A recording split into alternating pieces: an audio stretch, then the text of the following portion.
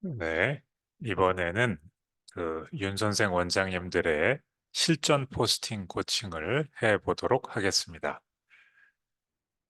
오늘 방문교사 설명회가 있는 날인데 잠깐 짬을 내서 코칭 영상도 하나 함께 녹화해 보겠습니다.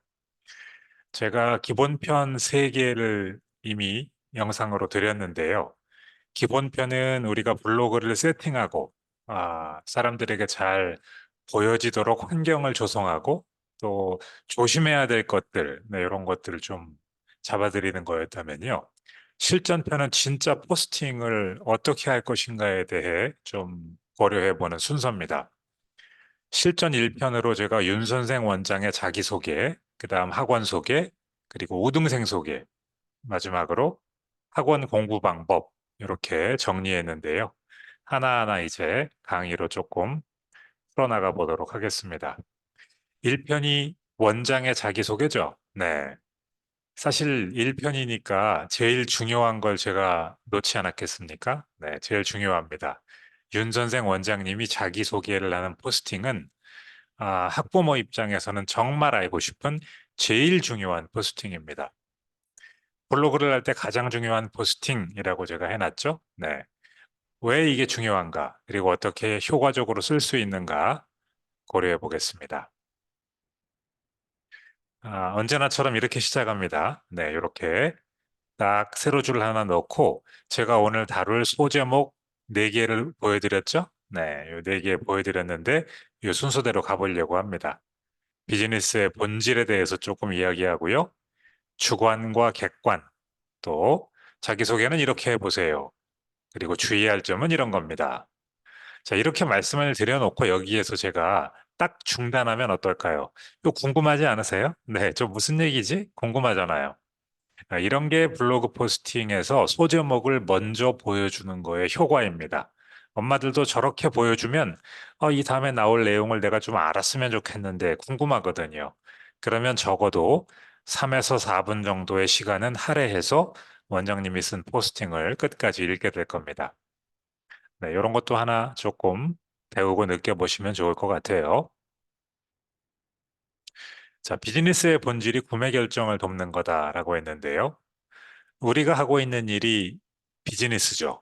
네. 교육을 하고 있긴 하지만 교육 사업이 아닙니까? 그래서 비즈니스인데요. 사람들은 보통 사업을 한다고 하면요. 물건 혹은 서비스를 파는 거라고 생각을 합니다. 맞는 말이죠. 팔아야 돈을 벌을 수 있으니까요. 그런데 이건요. 파는 사람의 입장에서 본 관점이죠. 그렇죠? 그런데 이 입장을 뒤바꾸면 어떻습니까? 사는 사람, 즉, 고객에게는요, 비즈니스는 구매하겠다는 결정을 내리고 그거를 실행에 옮기는 과정입니다. 그래서, 내 입장에서만 생각하면 잘 풀리지 않는 것이 고객의 입장으로 되짚어 놓고 보면 의외로 본질이 정확히 보이는 때가 있어요. 비즈니스의 본질을 이 고객이, 즉 학부모가 학원을 결정하는, 즉 구매 결정하는 거를 도와주는 일이라고 생각해 보세요. 원장님이 그 엄마의 여러 복잡한 마음들을 잘 해결해 드려서 구매를 딱 결정할 수 있게 도와주기만 하면 결국은 우리 원생으로 확보하는 거가 되지 않겠습니까? 자, 원장님들의 비즈니스가 교육 비즈니스죠. 근데 이게요, 고객 입장에서는 가장 까다로운 구매 결정 중 하나입니다. 정말 힘들고 스트레스를 받는 과정이에요. 일단 적지 않은 비용이 듭니다. 물론 원장님이 하시는 수고에 비하면 그 비용이 그리 크지 않다고 저는 생각하는데, 하지만 엄마 입장에서는 일단 한번 결정을 하면요, 그 돈을 내야 되고, 한 번만 내면 되는 게 아니라 매달, 그리고 아이가 성장할 때까지 계속 매달 계속이 중요합니다. 그걸 다 곱하기 해서 누적해 보면은요, 제가 아는 그 원장님에게 들은 얘기인데, 그 오랫동안 학원 다닌 아이가 원장님하고 너무 친해져가지고 그런데요. 원장님이 그 좋은 차를 타고 다니셨나 봐요. 근데 그 좋은 차를 이렇게 그 아이가 가리키면서 원장님 저 차는 제가 사드린 거죠? 이렇게 말을 한대요. 네, 너무 친하니까 그렇게 이야기한 거죠. 원장님이, 그래? 원장님도 그렇게 쿨하게 이야기한다고 하시더라고요. 그 정도의 비용이 드는 일이니까 쉽게 결정을 하기가 어렵습니다. 돈만 내면 또 끝나나요? 아니잖아요. 자녀의 시간은요, 돈보다 훨씬 중요한 겁니다. 지나간 그 학교 시절은 돌아오지 않잖아요. 그래서 엄마가 결정하는 건 정말 어렵습니다. 아마 이것저것 꼼꼼하게 확인하고 싶은 게 있을 텐데요. 그중 제일 중요한 게 바로 원장님, 즉 사람에 대한 확인입니다. 이 사람이 정말 내가 믿고 맡길 수 있는 사람인가? 네, 이거가 확인되지 않으면 결정을 할 수가 없죠. 특히 공부방, 교습소, 그리고 작은 규모의 학원이라면요. 원장님은 거의 이 서비스의 대부분이에요. 올에 가깝죠. 그 중요성이 더 커집니다. 여기 아래 나오는 이런 질문들이 그 고객의 머리에서 꼬리를 물고 일어나고 있을 겁니다. 이 원장님을 내가 믿을 수 있을까? 우리 아이를 안전하게 케어해 줄 만한 분인가? 또 실력은 어떨까? 교육에 대한 전문성은 또 공부를 정말 꼼꼼하게 봐주실지, 그리고 저 원장과 지금 공부하는 아이들이 공부를 잘하고 있는지, 그리고 여기에 보낸 엄마들은 지금 어떤 의견을 가지고 있는지. 이거 정말 궁금한 것들이거든요, 다. 이 궁금증 어떻게 해소하죠? 방법이 없습니다. 원장님 만나서 하나씩 하나씩 물어보면서 면접할까요? 네, 그게 쉽지가 않아요. 원장님도 자녀를 학원에 보내보셨으면 압니다. 아이의 선생님을 그렇게 이렇게 막 파고들면서 면접을 하는 게 그게 생각보다 어려운 일이죠. 네. 아무리 사교육이지만 선생님 포지션이기 때문에요. 그렇게 물어보는 게 되게 부담스럽습니다.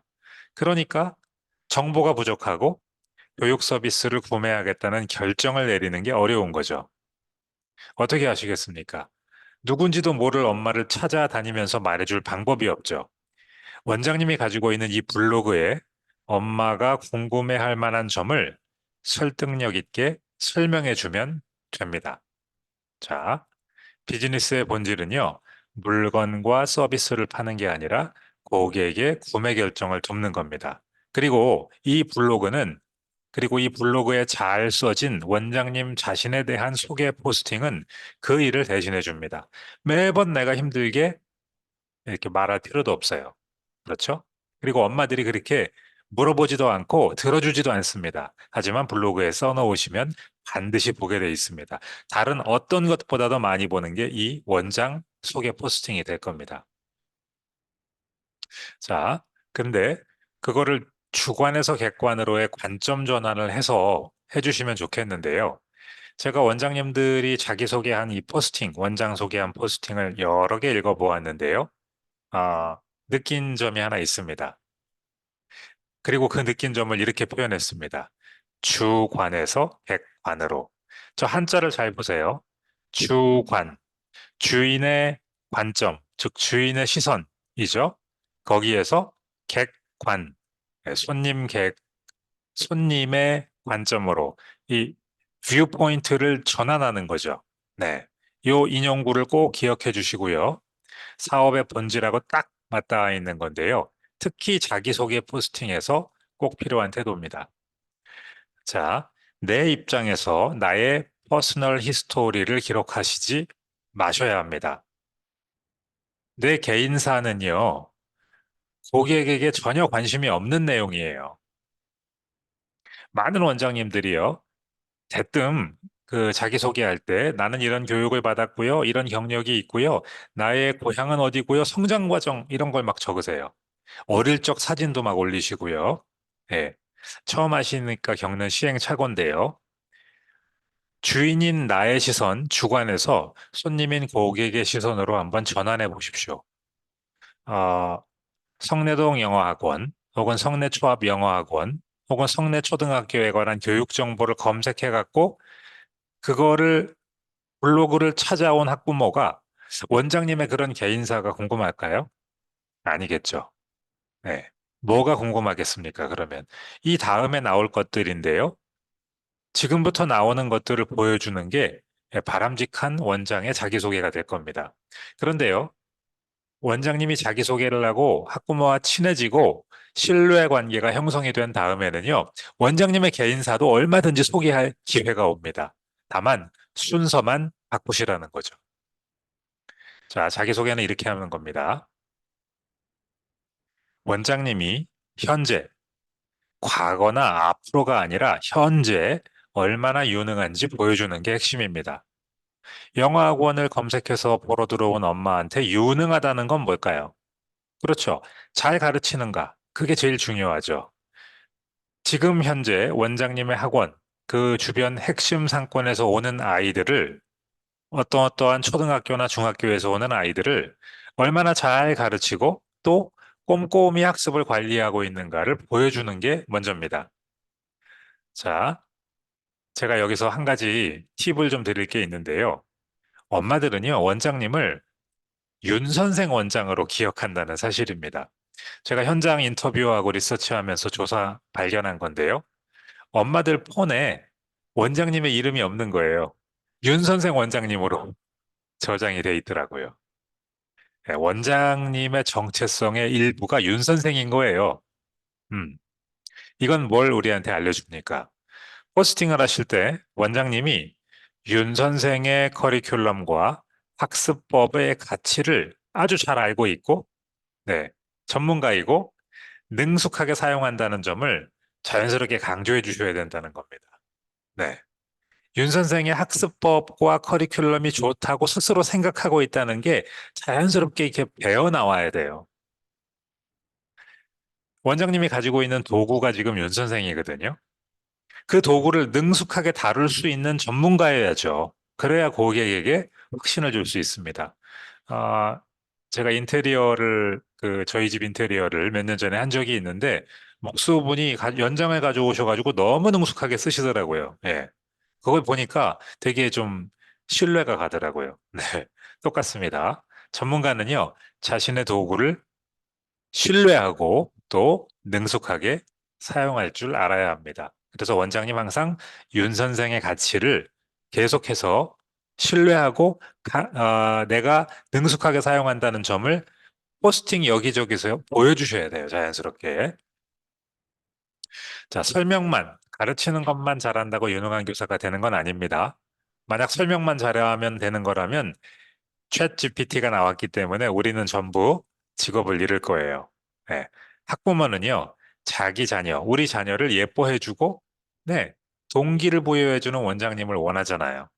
원장님이 실제로 다들 그러실 것 같은데, 아이를 정말 나는 사랑하고 가르치는 일을 진짜 즐기고 있다라는 거를 표현해 주시면 좋습니다. 이 원장 소개 포스팅에 그렇게 하시라는 거예요. 말하지 않아도 알아요. 이건 CF에나 나오는 거고요.